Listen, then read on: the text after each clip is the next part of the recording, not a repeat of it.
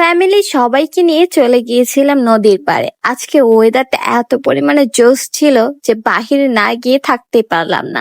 তাই ভাবলাম কেন না নদীর পাড়ে যাওয়া যাক, আর নদীর পাড়ের ওয়েদারটা তো আরো জোশ। তাই সবাই মিলে রেডি হয়ে বের হয়ে যায়। আর আমাদের বাসা থেকে নদীর পাড় মাত্র 10-15 মিনিটের রাস্তাতে অটোতে করে চলে যাচ্ছিলাম। অটো ভাড়া হচ্ছে 15 টাকা করে আমাদের এখান থেকে। আর অটোতে বসলে আমার যে কি অবস্থা হয়, মানে যেখানে যাই অটোতে বসলে আমার চুল একদম এলোমেলো হয়ে যায়। চলে আসছি নবীগঞ্জ ফেরিঘাটে। এখান দিয়ে হচ্ছে একটা সুন্দর রাস্তা করা আছে নদীর পাড়ে, যেখানে হাঁটতে এত ভালো লাগে। নদী পার করার জন্য নৌকা ট্রলার পাশাপাশি এখানে ফেরিও আছে। যারা হচ্ছে গাড়ি নিয়ে আসে তারা হচ্ছে ফেরি দিয়ে পারাপার করে। তো এখান দিয়ে আমি হচ্ছে ট্রলার দেখতেছিলাম, নৌকা দেখতেছিলাম। দেন আমরা চলে যাব হচ্ছে ওই রাস্তাটাতে।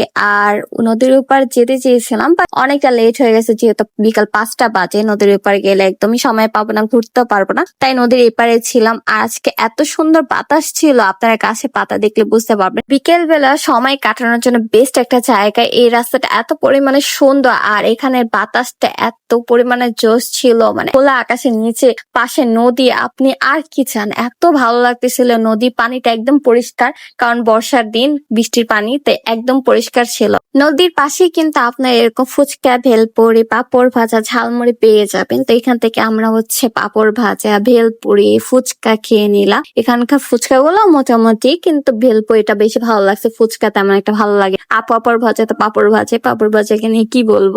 নদীর পাড়ে সিঁড়ির উপর বসে পড়ছে। এখানে এত পরিমাণে বাতাস ছিল যে উঠতে ইচ্ছে করতেছিল না, ইচ্ছে করছিল যে এখানে বসে থাকি।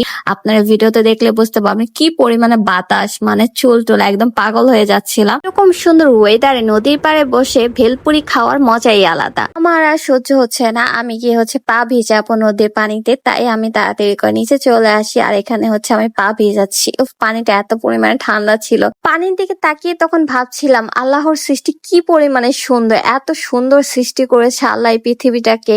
যতই চারিদিকে দেখি ততই মুগ্ধ হয়ে যায়। নদীর পাড়ের এই রাস্তাটা এত পরিমাণে বড় ছিল যে আমরা নবীগঞ্জ ঘাট থেকে হাঁটা শুরু করি, প্রায় 2 নাম্বার পর্যন্ত আমরা হেঁটে হেঁটে যাই। এত হাঁটাহাঁটি করার পরও আমাদের একটুও খারাপ লাগেনি, কারণ এত সুন্দর ভিউ ছিল আর এত সুন্দর বাতাস। সবাই ফ্যামিলি মিলে অনেকদিন পরে এরকম হাঁটাহাঁটি করতেছিলাম বাহিরে। একটু মনে হয়নি যে আমরা নবীগঞ্জ থেকে 2 নাম্বার চলে গিয়েছে হাঁটতে হাঁটতে। মানে সবাই গল্প করতে করতে যাচ্ছিলাম, তো টেরই পাইনি যে কোথা থেকে কোথায় চলে গেছি। এপারে একটা নতুন পার্ক তৈরি হচ্ছে, এটা সম্পূর্ণ তৈরি হয়নি, তাই আপনাদেরকে দেখাতে পারলাম না। তো বিকেল থেকে সন্ধ্যা পর্যন্ত হাঁটাহাঁটি করে এক একজনের পরে শেষমেশ আর পারছিলাম না হাঁটাহাঁটি করতে। প্রায় নবীগঞ্জ থেকে 2 নাম্বার পর্যন্ত তো ভালোই গিয়েছিলাম, এরপর আর হাঁটতে পারছিলাম না। দেন হচ্ছে আমরা অটোতে করে চলে যাই আমাদের এলাকায়। এরপর আমরা কিং প্লেসে চলে যাই চা খেতে। আর কিং প্লেসের চাটা যে কি পরিমাণে মজা, চাটা যারা খেয়েছে তারাই একমাত্র বলতে পারবে। আমার সব সময় ফেভারিট এই কিং প্লেসের চাটা, সাথে হচ্ছে রুটি দিয়ে ভিজিয়ে ভিজিয়ে চাটা, উফ